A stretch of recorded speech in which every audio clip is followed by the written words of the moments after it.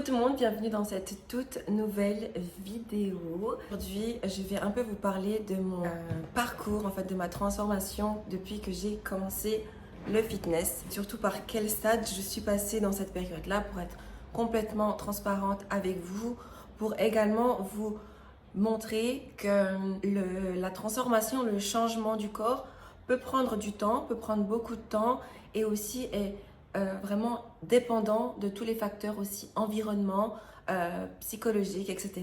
dans tous les sens du terme. Ça, c'est ma photo de moi quand en 2015, donc il y a 7 ans, j'étais très fine, même si j'avais quelques formes parce que c'est toujours ma génétique, j'ai toujours eu un bas du corps imposant. Par le passé, j'ai fait de l'athlétisme, j'ai fait de la GRS également. J'ai toujours été quelqu'un de très sportive. Évidemment, en grandissant avec le changement d'école, j'ai dû réduire ce sport. Alors j'ai commencé à faire du sport à la maison parce que j'avais pas les moyens déjà d'aller au fit et c'était beaucoup trop loin de chez moi. Je ressemblais donc à ça. Mon but actuellement dans cette photo-là, si je reviens dans la Daniela du 2015, c'était avoir des fines jambes, des abdos. C'est tout ce que je voulais, une taille fine, abdos saillants, donc qu'on les voyait bien, et les fines jambes. C'était un peu la mode à l'époque avec ces genres de filles. Je vais vous mettre juste cette photo-là, celle-là.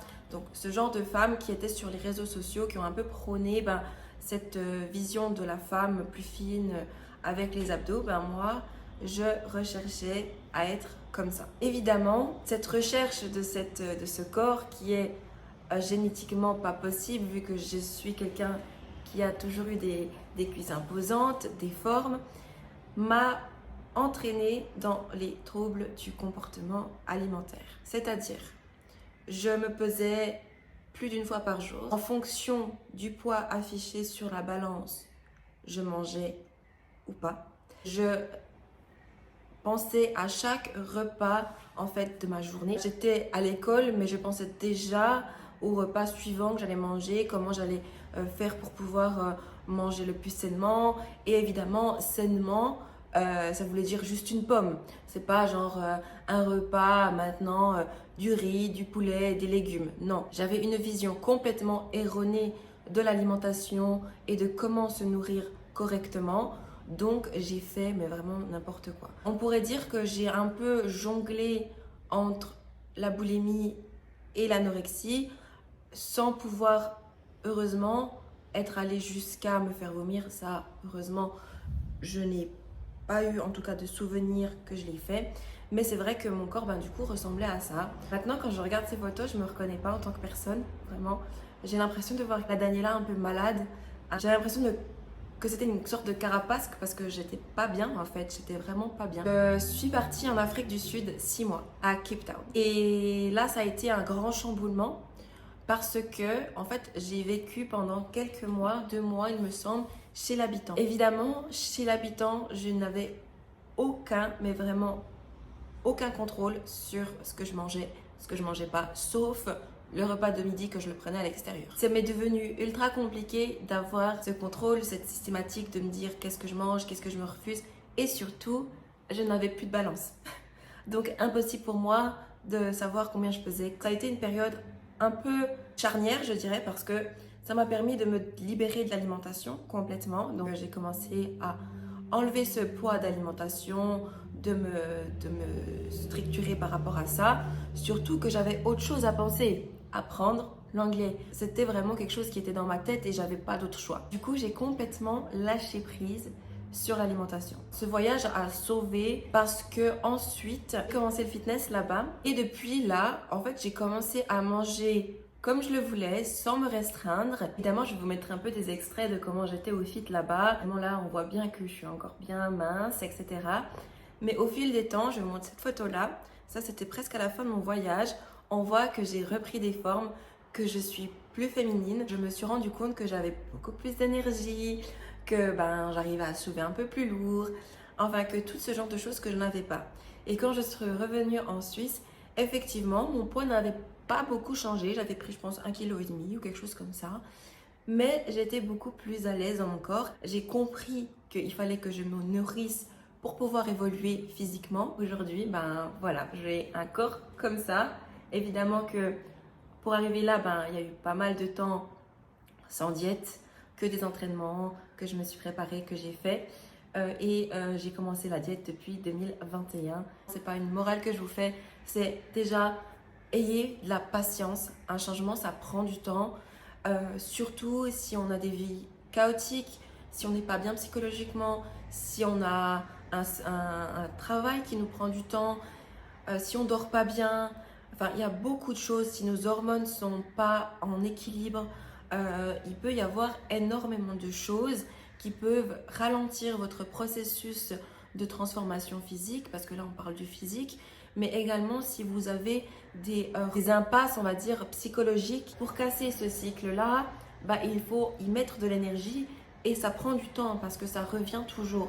Je ne peux pas dire que les troubles d'alimentation, ils sont disparus comme ça du jour au lendemain après Cape Town. Non, il y a des moments où ça a repris un peu de contrôle quand autour de moi je perdais contrôle. Le seul contrôle que je pouvais avoir était mon alimentation. Donc je revenais sur ce point-là.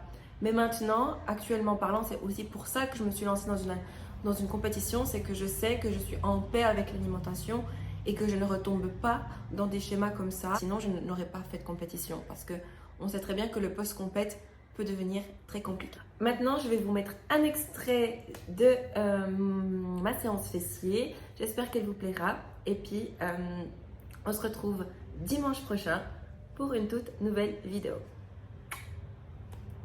Et voilà, on se retrouve pour un entraînement booty. Je commence avec du hip thrust en augmentant la charge à chaque fois. Le clip est en accéléré. Du coup, on commence là avec les Bulgarian Split Squat, un exercice que j'ai également dans ma programmation quad. La seule différence, c'est que là, mon buste est légèrement plus penché en avant afin de recruter les fessiers.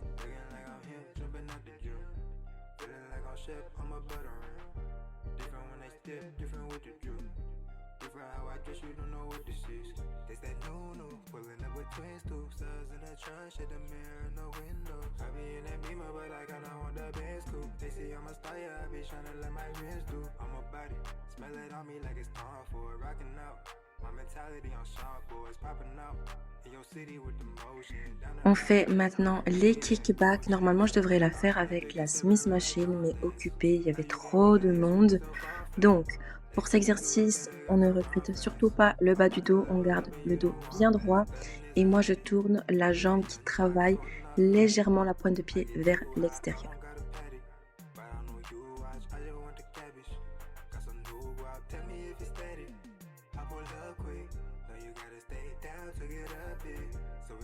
On enchaîne avec les glutes à push down, un exercice que j'aime beaucoup, la sensation qu'il me procure sur le fessier. Surtout que comme c'est une jambe après l'autre, on a bien le temps de se concentrer sur le fessier. Buste toujours légèrement penché en avant.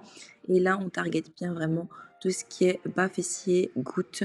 C'est ce qu'on a besoin pour notre fameuse back pose.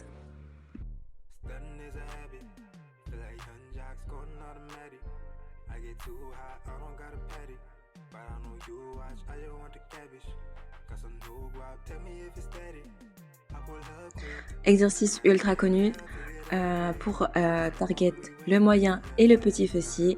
Là, je dois me pencher en avant, mais faites comme vous le sentez.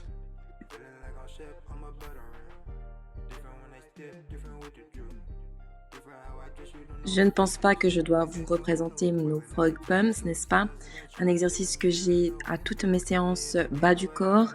Je dois faire 2 fois 100. Là, on n'a filmé qu'une petite partie parce que j'avais déjà filmé l'exercice en entier dans ma toute première vidéo. Donc voilà, un exercice isolation pour les petits fessiers. Et pour terminer, 30 minutes de cardio sans se tenir au Stairmaster s'il vous plaît, parce que ça évidemment diminue la difficulté. Et en tout cas, je vous remercie d'avoir regardé cette vidéo. Je vous fais des très gros bisous.